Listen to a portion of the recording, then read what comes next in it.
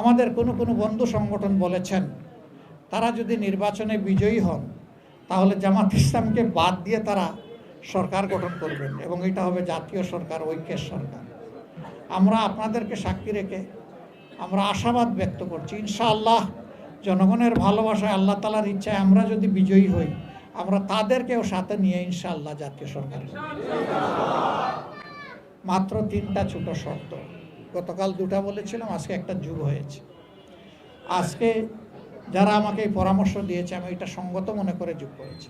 আমাদের প্রথম শর্ত, যারা আমাদের সাথে আসবেন তাদেরকে ওয়াদা করতে হবে নিজে দুর্নীতি করবেন না এবং কোনো দুর্নীতিবাজকে প্রশ্রয় দেবেন না। এটা নাম্বার 1। নাম্বার 2, সমাজের সর্বক্ষেত্রে ন্যায় বিচার প্রতিষ্ঠা হবে, বিচার বিভাগ স্বাধীন হবে, কেউ বিচার বিভাগের উপর কোনো রাজনৈতিক হস্তক্ষেপ করতে পারবেন না। নাম্বার 3, জুলাইয়ের আকাঙ্ক্ষা অনুযায়ী যে সনদ ইতিমধ্যে তৈরি হয়েছে সেই সনদ বাস্তবায়নের সক্রিয় উদ্যোগ নিতে হবে, বিরোধিতা করতে পারবেন না। এই 3 শর্তে যারা রাজি হবেন তাদেরকে আমরা বুকে জড়িয়ে ধরে ইনশাআল্লাহ আগামী 5টা বছর অন্তত আমরা বিশ্বকে এই মেসেজ দিতে চাই, জাতি হিসাবে অপশাসনের বিরুদ্ধে, দুঃশাসনের বিরুদ্ধে, ফ্যাসিবাদের বিরুদ্ধে আমরা ঐক্যবদ্ধ। এই সাধারণ ক্ষমা ঘোষণার পরে প্রথমে পুরুষরা আল্লাহ রসুলের কাছে ঈমান গ্রহণ করেছেন, তারপরে মহিলারা আস্তে আস্তে এসে তারাও গ্রহণ করেছেন। যখন মহিলাদের শপথ গ্রহণ শেষ, তখন ইকরামার স্ত্রী তিনি আল্লাহ রসুলকে সামনে এসে সালাম দিয়ে বললেন, হে আল্লাহ রসুল, আমি একজন অসহায় মহিলা, আমার শ্বশুর মারা গিয়েছেন বদরের যুদ্ধে আপনাদের হাতে, আমার স্বামী একজন হত্যাকারী, খুনি, আপনি যে 10 জনের নাম ঘোষণা করেছেন এর মধ্যে আমার স্বামীর নাম আছে, আপনি চেয়ে দেখেন আমার এই 3টা মেয়ে বাচ্চা, আমি একজন মহিলা, আমাদের পরিবারে আর কোনো পুরুষ লোক নাই, আমি কি আপনার কাছে একটু আরজ করতে পারি? আল্লাহ রসুল বললেন, মা তুমি আরজ করো, কি তোমার আরজ? মা ডাকলেন, সে বলল, হে আল্লাহ রসুল, আমি কি আমার স্বামীর নিরাপত্তা আপনার কাছে চাইতে পারি? এবারও আল্লাহ রসুল আসমানের দিকে তাকালেন, এরপরে খুশি মনে বললেন, তোমাকে মা হিসাবে সম্মান করা হলো, তোমার স্বামীকে তুমি এবং তোমার বাচ্চাদের জন্য নিরাপত্তা প্রদান করা হলো। ইকরামার স্ত্রী ইয়েমেনে গিয়েছেন, স্বামী গো আসো, তুমি মাপ পেয়ে গেছো আল্লাহর পক্ষ থেকে, আল্লাহ রসুল এটা ঘোষণা দিয়েছেন। তুমি পাগল হইছো, আমারে আল্লাহ রসুল ছাড় দিবে? আমার বাবা যখন হজরতে সুমাইয়া রাদিয়াল্লাহু তাআলা আনহা ইসলামের প্রথম শহীদকে বর্ষা দিয়ে হত্যা করে, আমি সেই হত্যা আমার বাবার হাতে তুলে দিয়েছিলাম।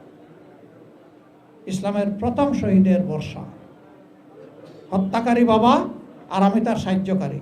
এরপরে আমার হাতে আরও 3 জন লোক মুসলমান নিহত হয়েছে, মুহাম্মদ আমাকে ছাড় দেবে না। স্ত্রী এবার কঠোর হয়ে গিয়ে বলল, তুমি কি তোমার জীবনে কখনো কাউকে বলতে শুনেছ যে মুহাম্মদ সাল্লাল্লাহু আলাইহি সাল্লাম কখনো মিথ্যা কথা বলেছেন? কয় না, তা শুনিনি। ওয়াদা করলে ভঙ্গ করেছেন? কয় না, তা শুনিনি। আমানত তার কাছে রাখলে এটা তিনি রক্ষা করেন নাই, খেয়ানত করেছেন? কয় না, তা শুনিনি। তখন হাতে ঝাঁকুনি দিয়ে তার স্ত্রী বলছে, আল্লাহর কসম, আল্লাহ রসুল আমাকে যা বলেছেন, আমার 2 কানে যা শুনেছি তা কখনো মিথ্যা হতে পারে না, আমি তোমাকে নিয়েই ছাড়ব। সে বলছে, আমার জীবনটা বিপন্ন করো না। আবার ঝাঁকুনি দিয়ে বলছে, তাহলে তোমার সাথে আমার সম্পর্ক থাকবে না। আমি আল্লাহ রসুলকে শতভাগ বিশ্বাস করি। এখন আর কি করবে? বেচারা ওয়াইফের কথায় চলে আসছে। ওয়াইফ রসুল সাল্লাল্লাহু আলাইহি সাল্লামের সামনে নিয়ে গেছেন, বায়াত নিয়েছেন, ঈমান কবুল করেছেন, আল্লাহ রসুল তাকে জড়িয়ে ধরেছেন, তাকে কপালে চুমু দিয়েছেন। খিয়ারুকুম ফিল জাহিলিয়াতে খিয়ারুকুম ফিল ইসলাম। মূর্খতার যুগে তোমরা যারা ভালো, ইসলামের যুগে ইনশাল্লাহ তোমরা হবে তার চেয়েও ভালো। এই ইকরামা ইবনে আবু জাহেল, তিনি ছিলেন পরবর্তী পর্যায়ে আল্লাহর রসুলের উপর যখন ওহী নাজিল হতো তখন ওহীর লেখক, সুবহানাল্লাহ। তিনি ছিলেন হাদিসের একজন বিশিষ্ট ভাষ্যকার, রাবি। তার বর্ণিত কোনো হাদিসের উপর কেউ আর কলম বসান নাই। তিনি যুদ্ধের ময়দানে একজন সাধারণ সৈনিক হিসাবে অংশগ্রহণ করেছেন। শেষ পর্যন্ত যুদ্ধের সেনাপতি হিসাবে পতাকা হাতে নিয়েছেন। হাত কেটে বিচ্ছিন্ন করা হয়েছে, পতাকাকে দাঁতে কামড় দিয়ে ধরেছেন, তারপরে তাকে গলা কেটে জবাই করা হয়েছে। এই পর্যায়ে তিনি শহীদ হয়ে আল্লাহর দরবারে চলে গেছেন। আরেকজন দুর্দর্শ মহিলা, তার নামও আমরা সবাই জানি, হিন্দা, আবু সুফিয়ানের স্ত্রী। বড় কষ্ট দিয়েছে সে আর তার ননদ উম্মে জমিল, এই দুইজন মিলে। তাকে যখন মহিলারা বলল সবাই ঈমান এনেছে, তুমি বসে আছে কোনো তোমার ঘরে? কয় যে বাবা তোমাদের ঠিক আছে, আমার ঠিক নাই। কয় কেন ঠিক নাই? যে ওহুদের যুদ্ধে আমি মোহাম্মদের আপন চাচা হযরতে হামজার পেট ছিঁড়ে কলিজা টেনে বের করে আমি চিবিয়েছি, আমাকে মোহাম্মদ ক্ষমা করবে? কয় দেখো, যেই 10 জনের নাম ঘোষণা করা হয়েছে ওর মধ্যে তোমার নাম নাই, তুমি ক্ষমা পেয়ে গেছো। বিশ্বাস করে না, ওরা টেনে এসে নিয়ে আসছে। আনার পরে এখন আল্লাহ রসুল তাকে বায়াতের কথা বলছেন একটা একটা করে। সে আল্লাহ রসুলের সাথে বিভিন্ন ধরনের পেছালো কথা বলে। আল্লাহ রসুল হাসতে হাসতে বায়াতটা শেষ করে বললেন, আল্লাহ আমার উপরে এবং তোমার উপরে রহম করুন, তুমি যাও। এই মহিলা, ইসলামের একটা কঠিন যুদ্ধ ছিল মুতার যুদ্ধ। সেই যুদ্ধে কাফিরদের ভয়ঙ্কর আক্রমণে মুসলমানদের পা থরথর করে কেঁপে উঠেছিল। তারা হালকা একটু হেঁচকা দিয়ে পিছনের দিকে আসতে চেয়েছিলেন। এই মহিলা ওই যুদ্ধে ছিলেন একজন যোদ্ধা হিসাবে। ডানা মেলে চিৎকার দিয়ে বলল, অসম্ভব, যুদ্ধে মুসলমানদের জন্য হয় বিজয়, না হয় শাহাদাত, তৃতীয় কোনো পথ খোলা নাই, কাউকে আমি পিছনে যেতে দেব না। আল্লাহু আকবার। এরপরে সবাই সামনে দৌড়াইয়া তলোয়ার ঘুরাইয়া যখন আবার যুদ্ধ শুরু হলো, আলহামদুলিল্লাহ আল্লাহ তলোয়ারের তেজ বাড়াই দিলেন, বরকত দান করলেন। যুদ্ধে বিজয় নিয়ে তারা সন্তুষ্ট চিত্তে হাসি মুখে মদিনায় ফিরলেন, গিয়ে রসুল করিম সাল্লাল্লাহু আলাইহি সাল্লামকে এই ঘটনার বিবরণ দিলেন। তিনি বললেন, আলিমুল গায়েব এইভাবেই মানুষের ব্যাপারে পরিকল্পনা করে থাকে। কাজেই অনেকে অনেক পরিকল্পনা করে, কিন্তু আখের গিয়ে আল্লাহ তাআলার পরিকল্পনা বাস্তবায়ন হয়।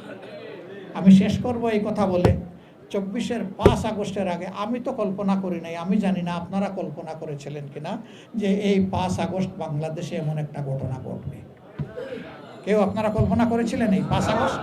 হ্যাঁ, সবাই আল্লাহর কাছে বলেছেন, আমিও বলেছি। আমিও মাতাফে গিয়ে কাবাগরকে সামনে রেখে চোখের পানি ফেলে ফেলে বলেছি, আল্লাহ মজলুম এই জনপদকে জালিমের হাত থেকে তুমি উদ্ধার করো। কিন্তু আল্লাহ কখন উদ্ধার করবেন এটা তো জানতাম না। আল্লাহ সব কিছুকে তাজ্জুব করে দিয়ে 5 তারিখ এদেশের জনগণকে আল্লাহ তাআলা একটা মুক্তি উপহার দিয়েছে। এখন আল্লাহ তাআলা পরীক্ষা করবেন এতগুলা মানুষের জীবনের বিনিময়ে, পঙ্গুত্বের বিনিময়ে, ত্যাগের বিনিময়ে। শুধু 24-এ নয়, একেবারে সেই 9 সাল থেকে আমাদের 57 জন কমিটেড সেনা অফিসারকে হত্যা করা থেকে শুরু করে সেই যে হত্যাকাণ্ডের ধারা, জামাতে ইসলামের সিনিয়র নেতৃবৃন্দকে হত্যা করা, ফাঁসি দেওয়া, অসংখ্য নেতাকর্মীকে শেষ করে দেওয়া, গায়েব করে দেওয়া, আয়না করে নেওয়া, গুম করা, বাড়িঘর ভেঙে তছনছ করে দেওয়া, অফিস আদালত বন্ধ করে দেওয়া, অন্যান্য দলের উপর তাণ্ডব চালানো, হেফাজতে ইসলামের লোকদের উপরে এই তাণ্ডব চালানো, আলিম উলামাকে বেইজ্জত করা, দফায় দফায় জেলে নেওয়া, এই সব কিছুর একটা অবসান হয়েছে। এখন আল্লাহ দেখতে চান আমরা আমাদের হুঁশটা খাটাইয়া আগামীতে চলি কিনা। আমরা যদি একই পথে, কালো পথে, অন্ধকার গলিতে আমরা হাঁটতে থাকি, অন্ধকারে আমরা হারিয়ে যাব। আল্লাহ আমাদেরকে আলো দেখিয়েছেন, তার মেহেরবানিতে দুনিয়ার কোনো শক্তি আমাদেরকে এই বিপ্লবে সহযোগিতা করে নাই। স্বয়ং আসমান থেকে আল্লাহ তাআলার সাহায্য নেমে এসেছিল।